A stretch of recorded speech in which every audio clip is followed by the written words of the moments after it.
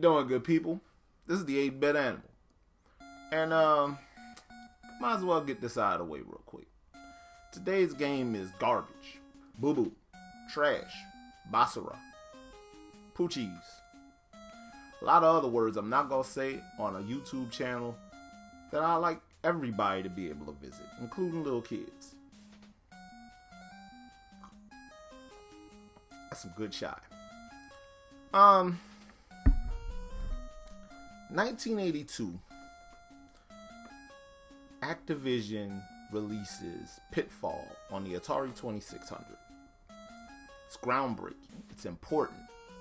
It's an absolute blockbuster and one of the better video games for that console.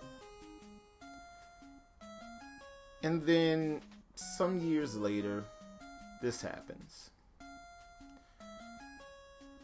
This is after Pitfall 2: The Lost Caverns, which is equally as amazing and groundbreaking and important as the original Pitfall. Well, this game, today's game, one, isn't developed by anybody at Activision. Two, had no input whatsoever from David Crane. His name isn't even on the thing. And wasn't that the original purpose of Activision coming into existence? So that their creators could get credit for their creations? This game is one of the earlier third parties released on the NES. It's from 1987. And what's interesting here is that Pony Canyon is credited as the developer, but Pony Canyon didn't develop this. Micronix did. And that ain't good either. Today, we're going to take a quick look at Super Pitfall. Alright, man. So, first of all, why Pitfall Harry look like Luigi? Pitfall Harry look like Luigi in this game, bro. I don't... What? Why?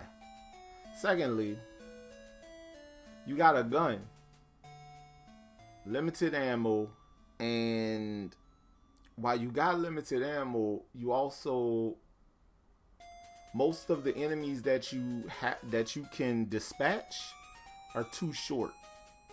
You can't actually hit them when you shoot them. When you shoot at them, rather.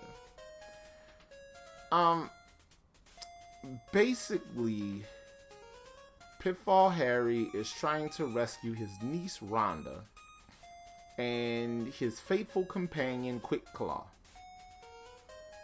and secure the Raj Diamond. And yeah, most of this game, the icons, the stuff that you have to collect in order to unlock the game, you gotta jump around a bunch for stuff to appear, and there's a warp zone hidden inside of a bird that's flying around, and then you gotta jump into a wall, and what? None of this is good. Have you ever seen the death animation for this game?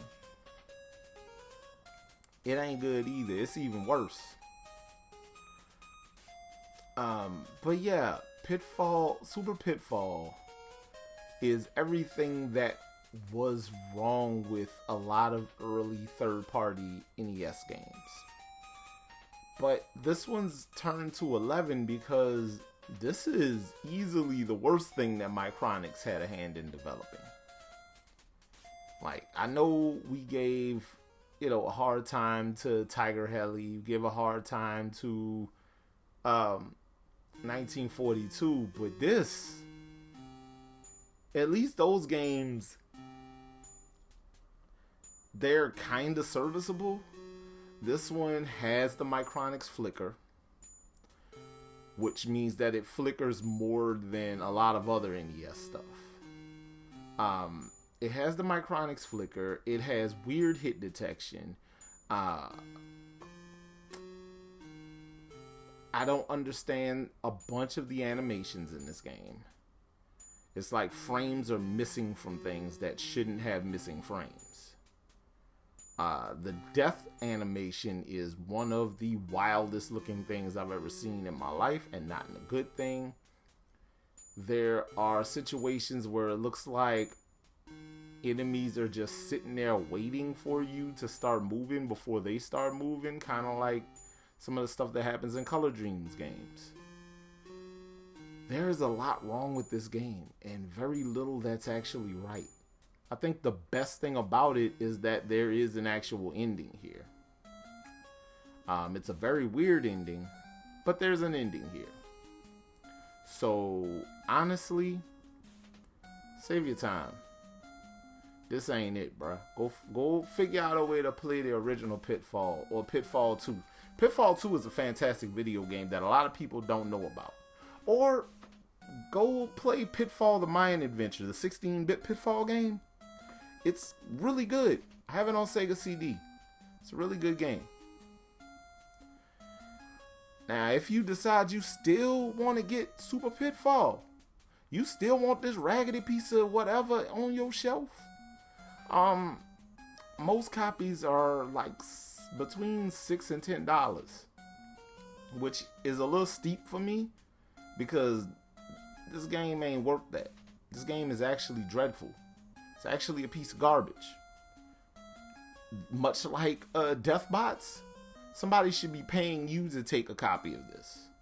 You should get a voucher for a free 3-piece from Popeyes. It's the holiday season. You should be getting a free container of eggnog with this game. That's how bad this is. Don't do this to yourself, bruh. If you don't like somebody, instead of sending them one of them glitter bombs, send them a copy of Super Pitfall. I'm pretty sure it'll make them even more upset than the glitter bomb. You did. But this has been the 8-Bit Animal, and I'll catch you beautiful people tomorrow.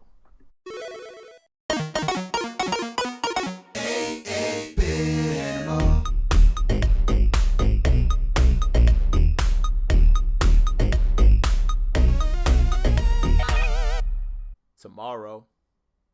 Or say, Lurch, go tell Pugsley if he don't get out his mama underwear drawer, we're gonna feed him to that thing under the stairs.